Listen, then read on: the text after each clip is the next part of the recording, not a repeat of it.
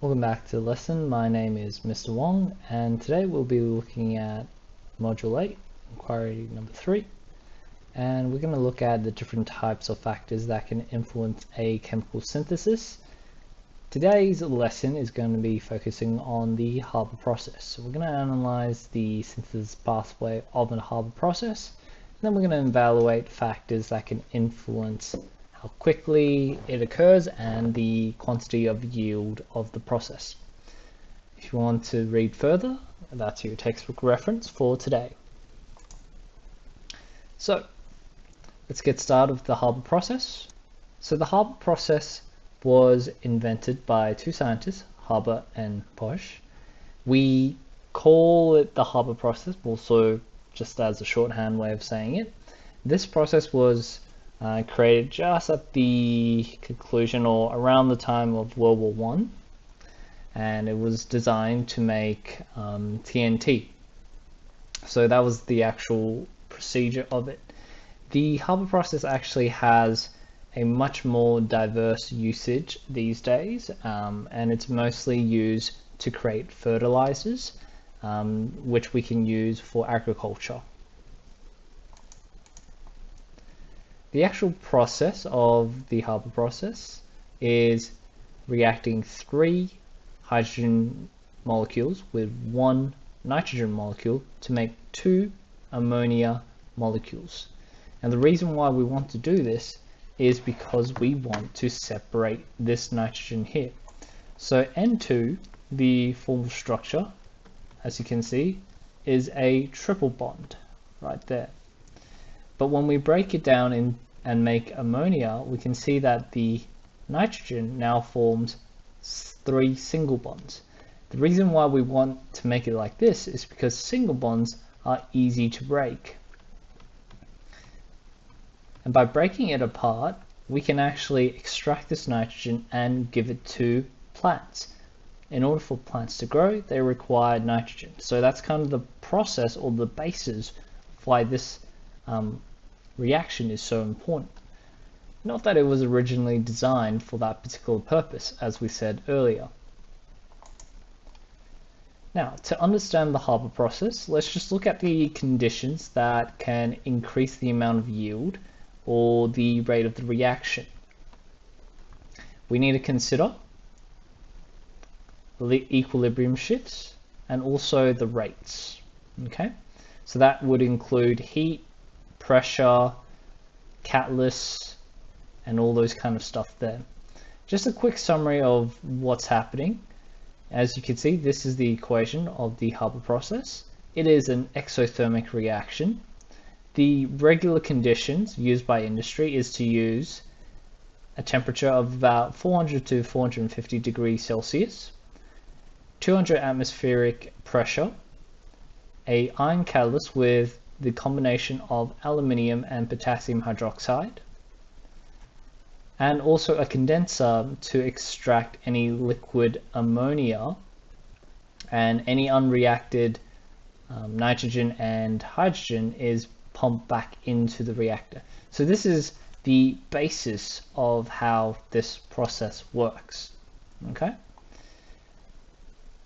Heat exchange, you can see, is negative 50 degrees. So just a quick spoiler, to increase the rate of reaction, if I remove or increase the yield, if I remove this ammonia, you can see it's a gas. If I condense it down into a liquid, I don't really have much products here. So the equilibrium is going to try and drive itself to the right to produce more ammonia. That's basic Le Chatelier's principle. So that's where that minus 50 degrees comes from. Okay, so let's look at all the different factors that can increase the yield of the Haber process using our understanding of Le Chatelier's principle. So firstly, we can increase the concentration of the reactants or remove the product ammonia during its formation. In that process, we do this by making a liquid, by condensing and making it into a liquid.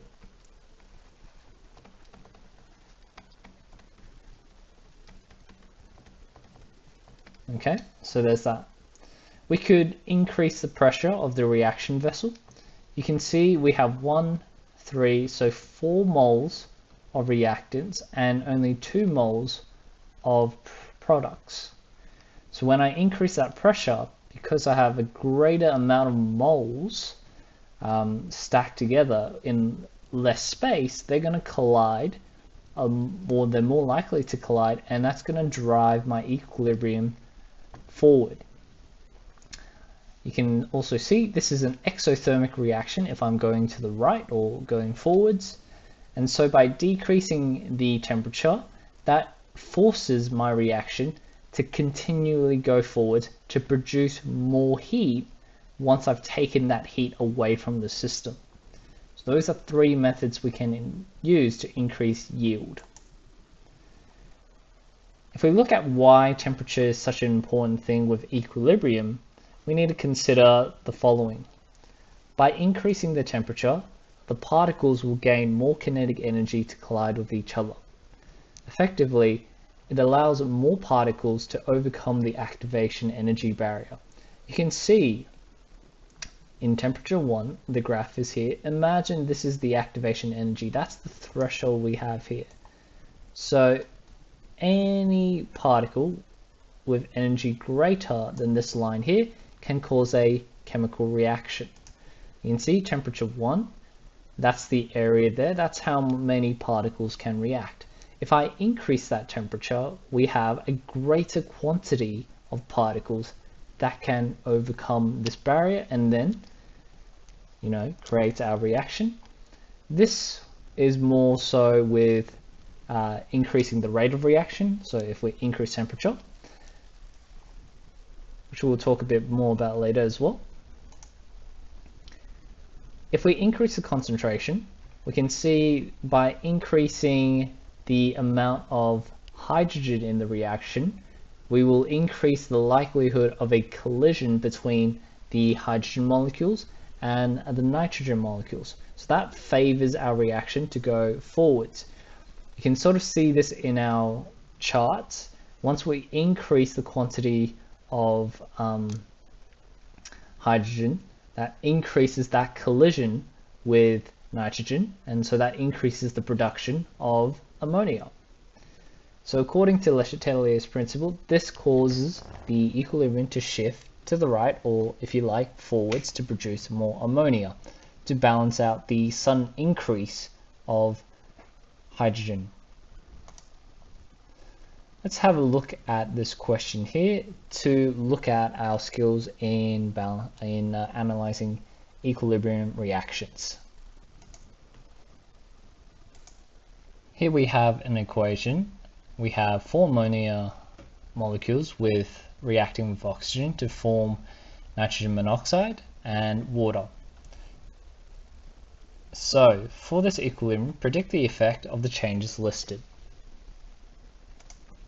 If we increase the concentration, so the concentration of the species, if I add more oxygen to the system. Okay, so if I was to increase the amount of oxygen, so here goes up, that means that according to Le Chatelier's principle, that's going to drive my equilibrium to the right because I want to reverse the change. So if I've increased the amount of oxygen, I want to decrease the overall concentration afterwards, which means that if I drive this equation to the right, I'll see a decrease in the concentration of my ammonia molecules, but I'll see an increase in the nitrogen monoxide and an increase in the number of water molecules being produced. So there's that. Okay, next one. We'll use green here.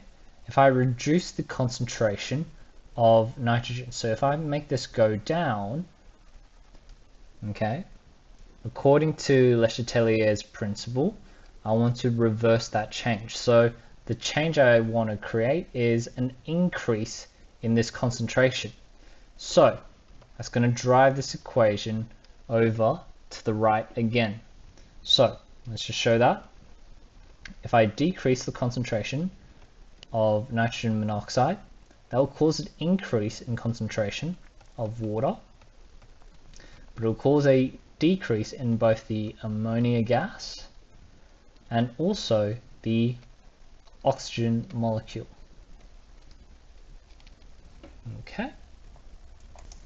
Okay, and what do we have also? The rates of the forward and the reverse reaction. So we're saying here that's gonna favor the forward reaction for the first question. So it's gonna favor it going this way more, and a lot smaller for the reverse reaction. And then for our second component or second factor, that's also going to favor the forward reaction, and only a small amount would be going in the opposite direction, or a small amount would be going back. All right. Next is, how can we increase the rate of reaction? Now, according to Le Chatelier's principle and collision theory, to increase the rate of reaction for this Haber process, you could increase the gas pressure of the reaction vessel, as a reduction in volume will increase the probability of collisions. You could increase the temperature of the reaction vessel. That means, as we saw before, an increase in kinetic energy of particles upon collision. That also means we can overcome the activation energy, or we can introduce a catalyst. Now, for the catalyst, it facilitates collision of particles in the correct orientation. So that lowers the activation energy requirement of the collision if the particles are arranged in the correct orientation. Okay, so let's start with temperature. We know that the Haber process is an exothermic reaction. Okay, so by increasing temperature, we do increase the rate of reaction, but a counter component to that is we're not actually producing the reaction we want. So if I want ammonia and I'm increasing heat, you can see by increasing heat up here, that actually drives my reaction towards the left if heat was to increase. So we need to come up with a compromise. We want this reaction to be fast, but we also want to make sure we're producing the right product. Okay, so how do we overcome that? In order to do this, we actually need to come up with a compromise for temperature and rate of reaction, and that's usually 400 to 450 degrees Celsius. And as we said before, the reason why we have to do this is because if the temperature is too high, whilst the reaction might be really fast, it won't be producing ammonia. But if the temperature is too low, we might be producing ammonia, but the reaction wouldn't occur very quickly.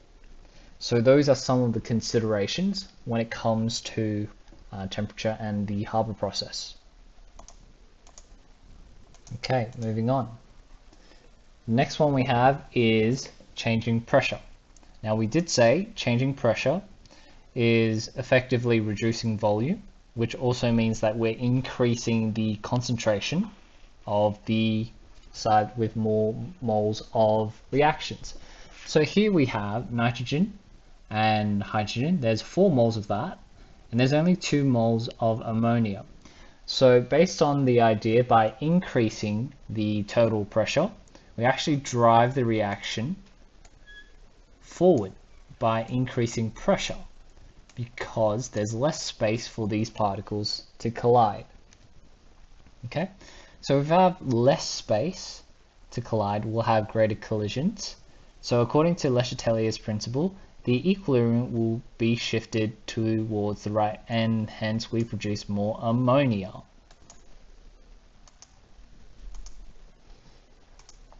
Okay, so if having a really high pressure would be really beneficial for our production and rate of reaction for the Haber process, why do we limit it to 200 atmospheric pressure? And the main reason is there are risks for having a high pressure system, potential explosions. If the reaction vessel itself can't hold such a high pressure, but also it costs quite a bit. Just because to actually produce a vessel that can exert that amount of pressure, so to have the actual framework to handle that pressure, and then to have the cost of maintaining that does get quite expensive. And so you usually find in industry they don't go above 200 atmospheric pressure for that reason. The last one we have is the catalyst. You can see the function of the catalyst. It's not there to react with the process, but rather it's there to facilitate the rearrangement of the particles. You can see the catalyst rearranges the hydrogens and the nitrogens, and it helps facilitate them to bond with each other over time. This is really important because the catalyst can, one, lower the energy requirements for the collision, and as such, it also ensures that the conditions of the reaction is probably a lot more safe to manage as well. So the catalyst doesn't affect the yield of the reaction, but they can affect the rate of reaction. The catalyst that they use in the Haber process is iron or iron oxide with a small amount of potassium oxide or hydroxide and aluminium oxide. Because the catalyst can facilitate the rearrangements and make the particles collide in the correct orientation, that lowers the activation energy of the whole process. So that's quite beneficial there. Okay, so this is a nice little summary of the conditions of the Haber process. If you want a rapid reaction, you want high temperature, high concentration, and the most effective possible catalyst. If you want a high yield, you want a low temperature and a high concentration with the removal of ammonia, the product. You wouldn't need a catalyst in this spot because the catalyst, as we said, doesn't affect the overall yield. The actual conditions used is a really low temperature or lowish temperature, a lowish concentration or high or lowish gas pressure, and a cheap available catalyst. So those conditions will be the 400 to 450 temperature range, the 200 atmospheric pressure, and then using the iron catalyst with a hint of potassium hydroxide and aluminium oxide.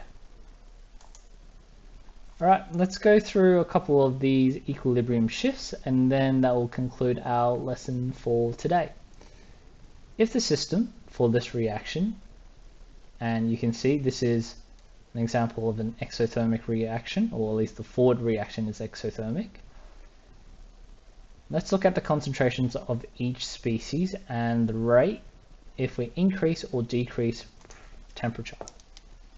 So if I increase temperature, it means I'm increasing the amount of heat energy here. That will drive my reaction towards the left. So that's going to favor our reverse reaction. That's going to decrease the concentration of my carbon dioxide, but it's going to increase the concentration of my carbon monoxide and my oxygen molecule. Change color. If I decrease the amount of heat that's in the reaction, that's going to drive my reaction forwards because they want to produce more heat to mitigate the changes that we saw. That's Le Chatelier's principle. So that's going to favor our forward reaction. It's going to see an increase in the carbon dioxide concentration, but we're going to see a decrease in the concentration of carbon monoxide and water, or not water, oxygen. Okay.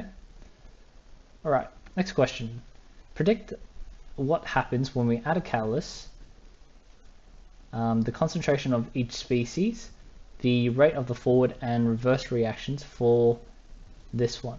So before the system reached equilibrium, okay, what does adding a catalyst do in terms of the concentration? Nothing. Concentration wise, at least.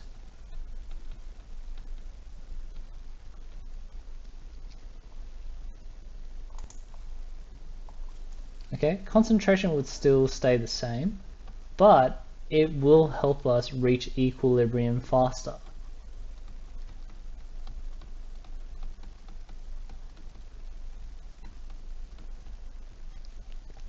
Okay, so that's probably a better response. We'll say reach equilibrium faster. And what would happen after we reach equilibrium? Nothing, because if we reach equilibrium, the callus can't really do anything. It can't really make it go into equilibrium once it's at equilibrium. And in terms of the forward and reverse reaction, none are favored.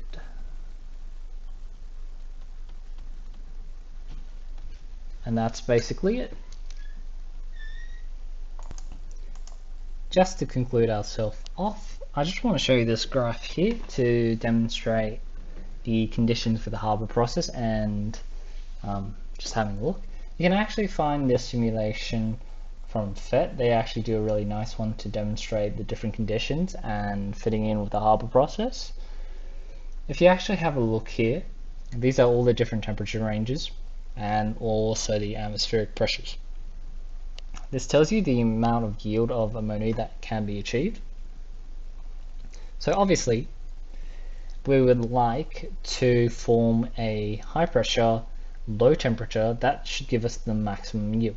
That's true, but if we were to get to this, we would have a very slow reaction rate and a really high maintenance cost for this pressure. So that's not great. The ideal range, we said it was 200 and about 400 to 450. So that gives us a yield percentage of about 35 to 45%, which is not too bad. That concludes our lesson for today, and that kind of fits in with concluding the syllabus of this course. Thank you for joining me up to this point here, and hopefully you'll come back to watch other videos in the near future.